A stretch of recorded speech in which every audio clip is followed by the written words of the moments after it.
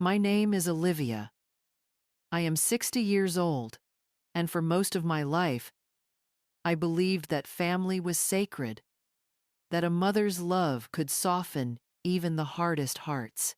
But that belief shattered on a Sunday night when my own son, Richard, raised his hand against me, not once, but 15 times, while his wife, Carly, laughed in the background. If you're watching this video, please like and subscribe to the channel, and tell me in the comments where you're listening to my story of revenge from. I want to know how far it has reached. That night began like so many others, quiet and familiar. I had spent the afternoon making Richard's favorite lasagna, the one layered with extra white sauce, the same recipe I used every year for his birthday when he was a boy. The smell filled the kitchen, warm and comforting, almost enough to hide the tension that always hovered when Carly was around. She arrived first, drenched in strong perfume that gave me a headache. She smiled politely, but her eyes held the cold glint of someone who enjoyed control. She placed a bottle of cheap red wine on the table and said, "For my dearest mother-in-law," knowing perfectly well that I couldn't drink because of my medication. Richard came in later, slamming his car keys on the table. His face looked tired, but his voice carried the arrogance of a man who believed he owned everything he saw. We sat down to eat. I tried to keep the peace, but my hands trembled as I served the meal. Out of habit, I mentioned softly that the kitchen faucet was leaking again and needed to be fixed. Richard froze, looked at me sharply, and said, "The faucet in my house, you mean?" He stretched that one word "my" like a knife meant to remind me that I lived there out of his mercy. Something inside me cracked, but I stayed calm. "It's just a faucet, son," I whispered. "There's the Favely, and Han. There's the Favely one." And I stare. Then came the explosion. He slammed the table so hard that the silverware jumped. "You think you can tell me what to do in my own house?" His voice thundered through the room. Carly's lips curved into a small, poisonous smile. Before I could react, he stood and grabbed my chin. "Look at me when I talk to you," he shouted. And then the first slap came sharp, fast, unreal. Then another, harder. By the 10th, my face was on fire, my ears ringing, the taste of blood mixing with the lasagna I had cooked with love. Carly covered her mouth as if shocked, but her eyes gleamed with satisfaction. When it was over, I didn't cry. I didn't beg. I just sat there, still as stone, feeling every heartbeat echo in my bruised skin. Later, in the quiet of my room, I touched my swollen face and looked at the old pocket watch that had belonged to my grandmother. Its ticking had stopped long ago. As I wound it gently, I whispered, "Time will make this right." Repeatedly, and summed them. And in that silence, I made my decision not out of anger, but out of justice. My revenge would not be loud. It would come in the stillness of paperwork, sealed with a signature. I could not sleep that night. Every time I closed my eyes, I heard the sound of his hand striking my face, the echo bouncing inside my skull like thunder. My son, the same little boy who once held my hand to cross the street, now looked at me with disgust, as if I were a burden he could no longer stand. The same lips that used to call me Mama with laughter had spat words that tore through my soul. As the house fell silent, I sat at my dresser, the dim light from the hallway reflecting off the cracked mirror. My reflection didn't look like me anymore. The woman staring back was a stranger, older, smaller, tired beyond years. I opened the drawer and ran my hand over a worn folder, the one I had not touched in years. Inside it was the original deed to the house, yellowed at the edges, still in my name. That paper held a story of sacrifice and trust. After my husband passed away, I sold the apartment where we had built 30 years of memories. I wanted to help Richard start his own life, to give him a chance to build a family. He suggested we buy a bigger house together, one that could fit all of us. I agreed. It seemed like a beautiful idea at the time. 3 generations under one roof. When it came time to sign the paperwork, Richard told me, "Mom, let me put it under my name. It's better for taxes." I hesitated for a moment, but he smiled. That same charming smile he used as a teenager, when asking for something he already knew I would give. I trusted him. I signed. But quietly, I kept the original deed. A small voice inside me said, "Just in case." Years passed, and slowly, I began to notice the shift. He stopped saying, "our home," and started saying, "my home." Carly began treating me like an unwelcome guest, rearranging furniture, redecorating, removing photos of my late husband from the mantel. I was shrinking, fading from the space I had once built. But now, sitting there with the old folder on my lap, I realized something. Maybe time hadn't taken everything from me. Maybe it had left me one last weapon, the truth. Outside the window, dawn began to rise. I looked at the sky, turning pale pink, and for the first time in years, I felt something new. A calm, cold determination. They had humiliated me in that house, but I still owned it. Legally, silently, completely. And soon, I would remind them of it. When the first light crept through the curtains, I was already dressed. My cheeks still burned, but the pain no longer ruled me. I moved quietly through the house, careful not to wake them. Every step felt like walking through the ashes of a home that no longer existed. I paused by the living room, where Carly's heels were tossed carelessly near the sofa, and Richard's jacket lay on the floor. Their laughter from the night before still echoed faintly in my memory, cruel and heartless. I looked toward the family photos hanging on the wall. Smiles, frozen in time, lies printed on glossy paper. I reached out, touched one of them, and whispered, "You died long before last night." Then I turned away. In the kitchen, the lasagna dish still sat on the counter, half eaten. I cleaned it, not out of duty, but as a final act of goodbye. Then I went to my room, opened the dresser, and took out the folder. The deed lay inside, yellow but powerful, proof that love could be betrayed, but justice could not. I placed it in my handbag, along with my ID, some cash, and the pocket watch that had stopped ticking. Standing by the door, I hesitated. For 60 years, I had lived as a giver, a mother, a wife, a caretaker. Now, for the first time, I was about to live for myself. The morning air outside was cold, sharp enough to sting my bruised skin. I wrapped a scarf around my neck and began walking down the street. Each step away from that house lightened the weight on my chest. My destination was clear. George Weber, my late husband's old friend, a retired lawyer who still handled occasional paperwork. I hadn't spoken to him in months, but I knew he would help me. When I reached his house, he opened the door wearing his old robe, surprise spreading across his face when he saw me. "Olivia, what on earth your face? What happened?" I met his eyes calmly. "I need your help, George. I need to sell a house." He ushered me in, poured coffee, and examined the deed carefully. His expression shifted from shock to disbelief. "This house is still in your name," he said slowly.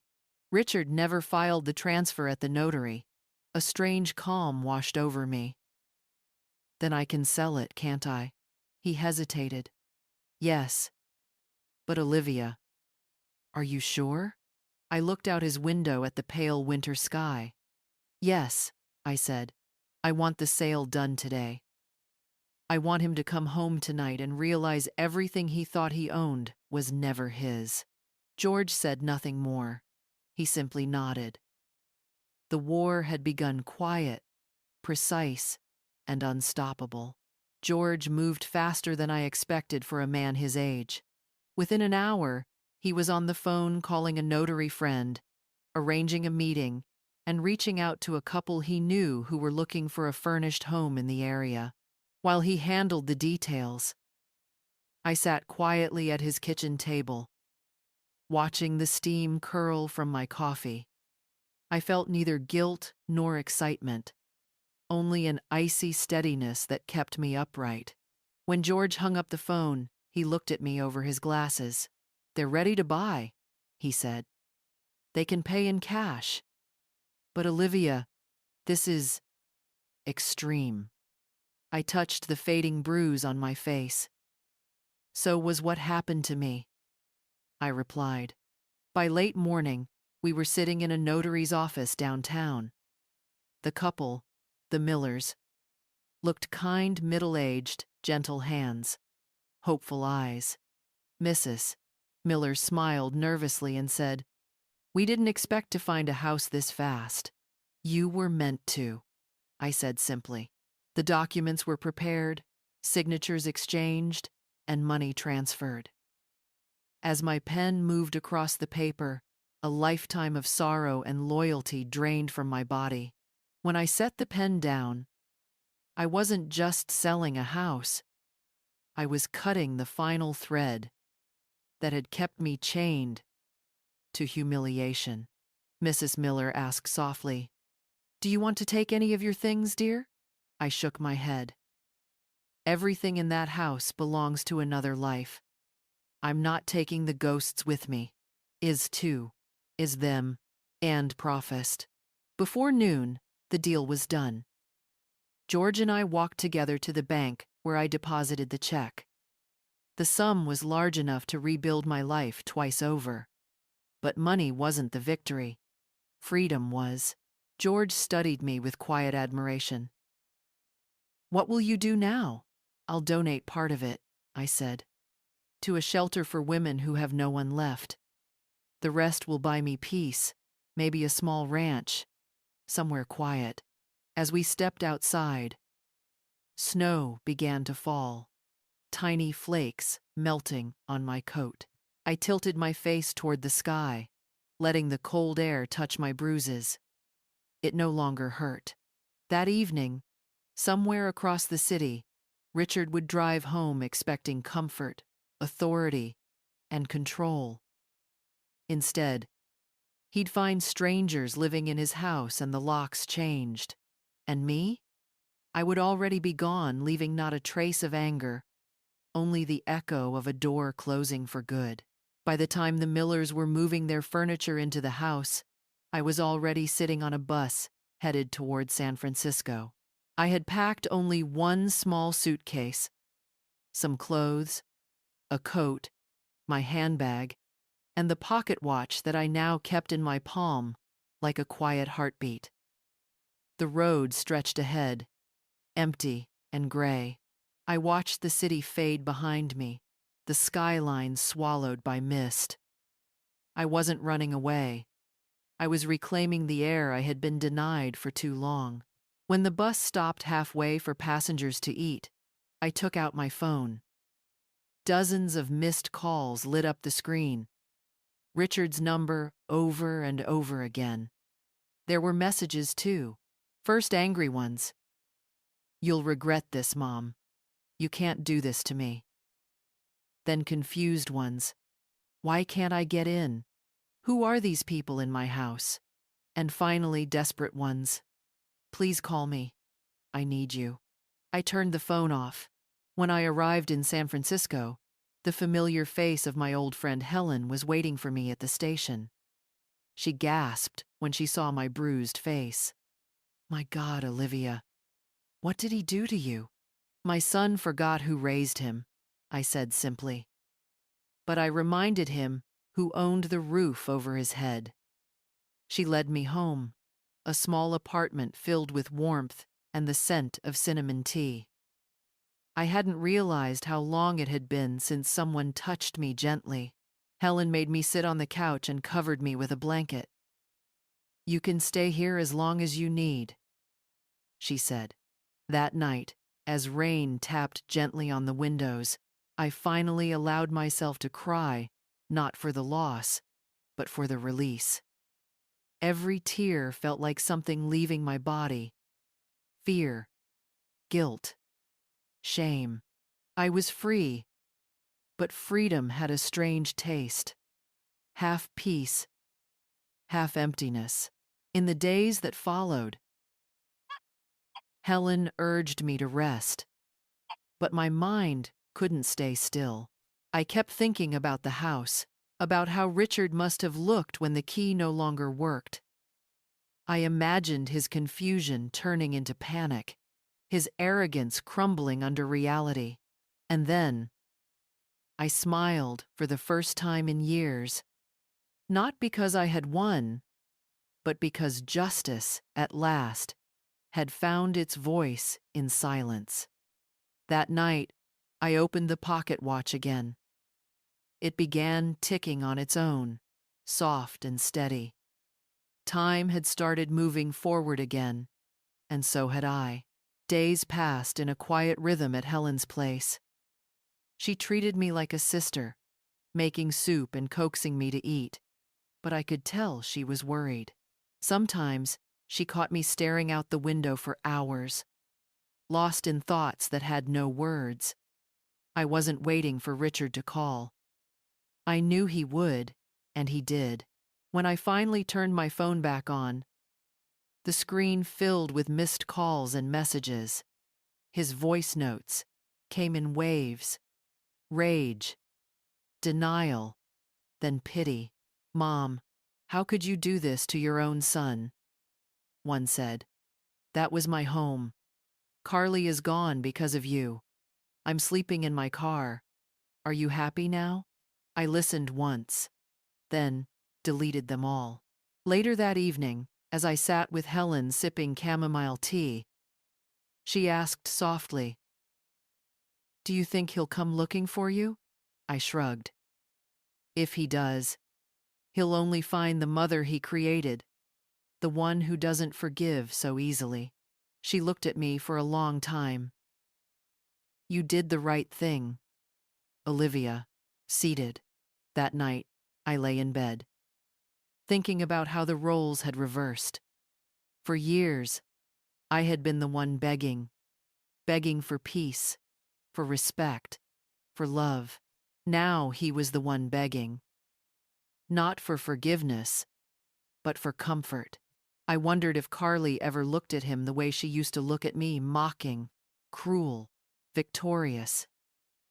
Maybe she did. Maybe that was his punishment, to taste the life he forced on me. When I closed my eyes, I saw his face sweat on his forehead, veins tight with anger, shouting that it was his house. And then I saw the look that must have replaced it when the truth struck him. Fear. For the first time, I didn't feel anger. I felt nothing. Just peace. Justice didn't need to shout. It only needed to stand its ground and wait. When winter ended, I took a train south toward Texas. The decision felt natural, almost instinctive. I had spent my whole life taking care of others. But now, I wanted a piece of earth that belonged to no one but me. The air grew warmer as miles passed, and by the time I reached Austin, I could smell the faint sweetness of orange blossoms through the open window. The ranch was small, just a few acres of land, a single-story house with faded paint, and a narrow stream that shimmered behind it like a moving thread of glass. It wasn't grand, but it was mine. The first night I slept there, I kept the window open and listened to the sound of frogs singing in the dark. It was the first lullaby of freedom I had ever heard. In the mornings, I walked barefoot across the grass, feeling dew soak into my skin. I planted tomatoes, lettuce, and herbs, even though my hands were more used to washing dishes than working soil. My neighbor, Mr. Johnson, an old farmer with sun-browned arms, stopped by one afternoon with a basket of eggs. "You're the lady who bought the Miller place, right?" he asked. "Yes," I said, smiling. "Olivia, well, welcome to the quiet life," he replied. "Out here, nobody tells you what to do but the weather." Apsaves. That night, I sat on the porch with a cup of coffee, watching the sun melt into gold over the hills. My little dog, Popcorn, a caramel-colored stray who had followed me home from the market, curled beside me. He had the same loyal eyes my husband once had, gentle, patient, forgiving. Sometimes I thought of Richard, not with hatred, but with a hollow kind of pity.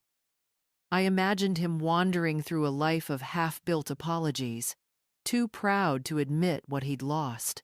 The house had been his symbol of control, but mine was the earth under my feet, the kind that no one could take through deceit.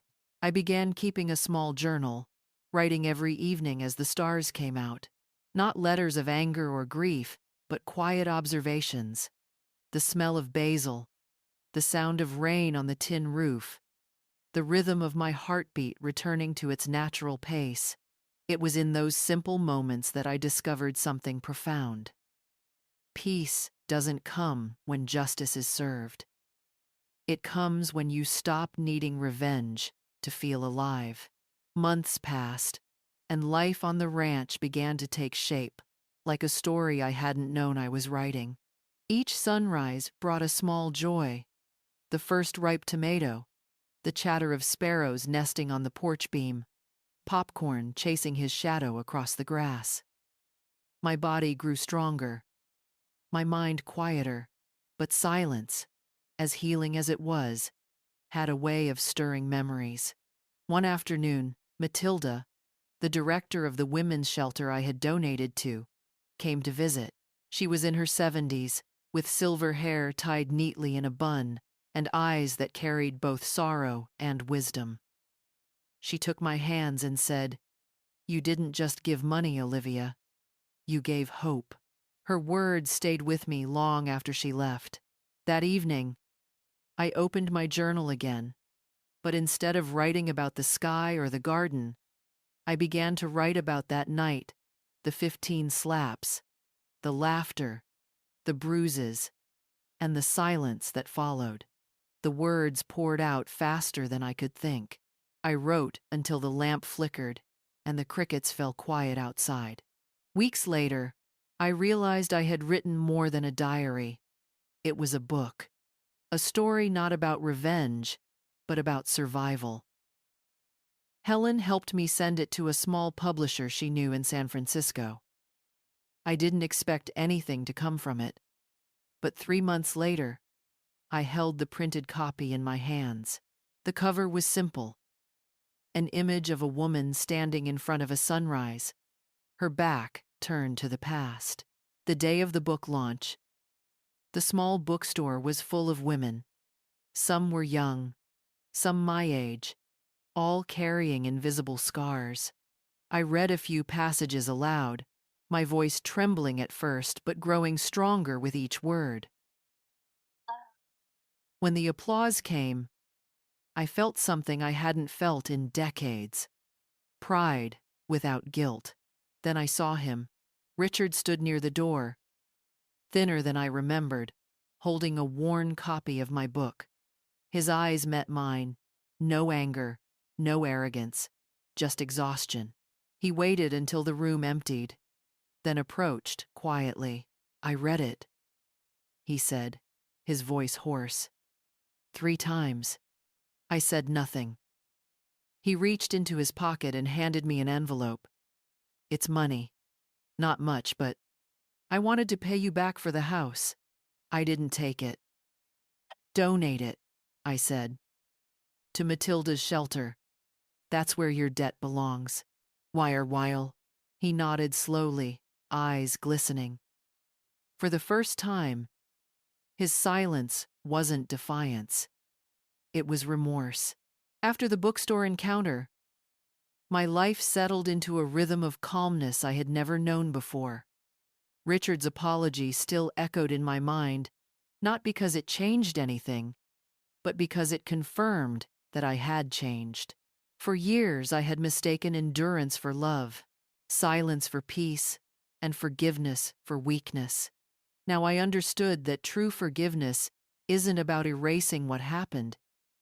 It's about releasing yourself from the weight of it. The book continued to travel farther than I ever expected. Letters began arriving in my mailbox from across the country. Women, most in their 60s or 70s. Some widows. Others, mothers, like me. Each letter carried a story of quiet suffering, of years spent being dismissed, manipulated, or controlled. But woven among those stories was a new kind of voice, one that trembled at first, then grew stronger. If you could do it, maybe I can too. One morning, I received a letter that would change the direction of my life once more.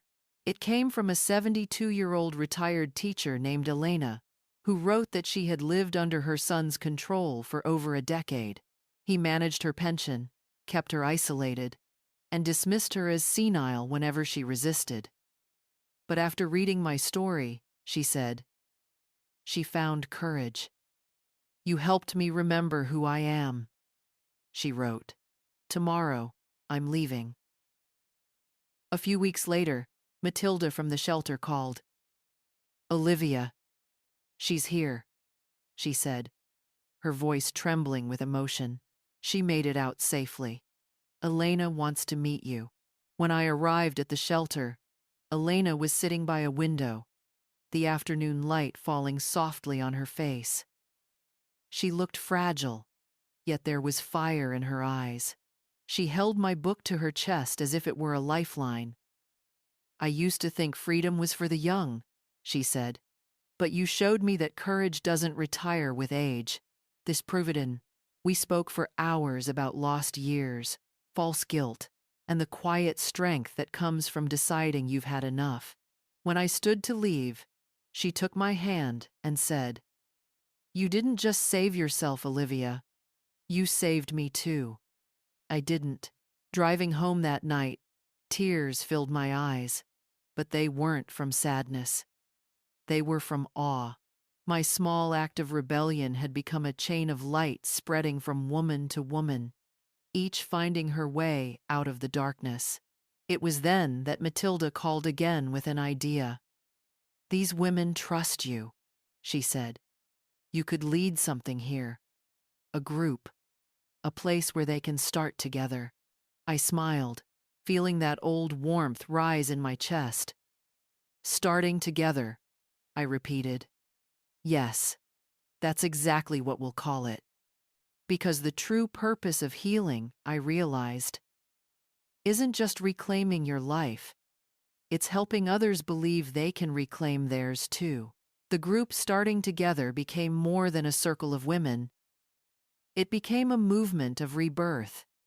Twice a month, we gathered at the shelter's small meeting room, sipping tea and sharing our stories. Some spoke through tears, some through trembling silence, but every voice mattered. These weren't just tales of abuse, they were testimonies of awakening. Elena often sat beside me, her posture straight and proud, her hands no longer shaking. She had won her lawsuit and recovered part of her pension. She'd rented a small apartment by the sea, fulfilling a dream she'd once believed was buried forever. Every time she spoke, the other women listened, as if hope itself were talking. Courage, Elena would say, isn't born in one big moment. It's built from hundreds of small ones. The moment you stop apologizing, the moment you say no, the moment you finally walk away. Those words stayed with me. They reminded me of the night I had packed my things and left everything behind, the night I had stopped being afraid of my own son. As months turned into years, my little ranch grew into a haven. I harvested vegetables, raised hens, and painted simple watercolors of the hills and stream. On weekends, women from the group visited. We planted flowers, cooked meals, and laughed under the open sky. It was a life I had once believed belonged only to other people, a life without fear. Then, one quiet afternoon, as I was setting the table for a Sunday lunch, a familiar car appeared on the road. Richard stepped out, holding a small box in his hands. His face was thinner, his eyes gentler. I didn't feel panic this time, just calm curiosity. "I'm moving to Charlotte," he said. "Got a new job, a new start." He hesitated, then extended the box toward me. "Next week's your birthday. I thought you might want this." Inside was a gold wristwatch, my grandmother's, the same one I had believed was lost forever. Alongside it was a note in his handwriting. "I found this among your old things. I know what it means to you. I'm sorry for everything." I looked up at him. He didn't try to hug me or beg. He just nodded once and said, "Goodbye, Olivia." Not Mom, just Olivia. A word of respect, perhaps the first he had ever given me. That night, I sat on the porch with popcorn at my feet and the gold watch ticking softly against my wrist. The stars shimmered over the Texas hills, and I realized something profound. I no longer needed Richard's apology to feel whole. My peace was my own. The watch's ticking felt symbolic, a rhythm of time reclaimed. I thought about the generations of women before me, each carrying her share of silence, each passing down strength disguised as endurance. But endurance alone isn't enough. We must also teach the next generation that love should never demand submission. So here is what I learned, and what I hope my story teaches. Revenge fades, but self-respect endures. Forgiveness isn't forgetting. It's choosing not to let pain define you. And freedom. True freedom begins the moment you stop asking for permission to live in peace. At 62, I had lost a son but found a purpose. And if one woman, somewhere, reads my story and whispers to herself, "If she could start again, so can I," then everything I lost will have found its meaning.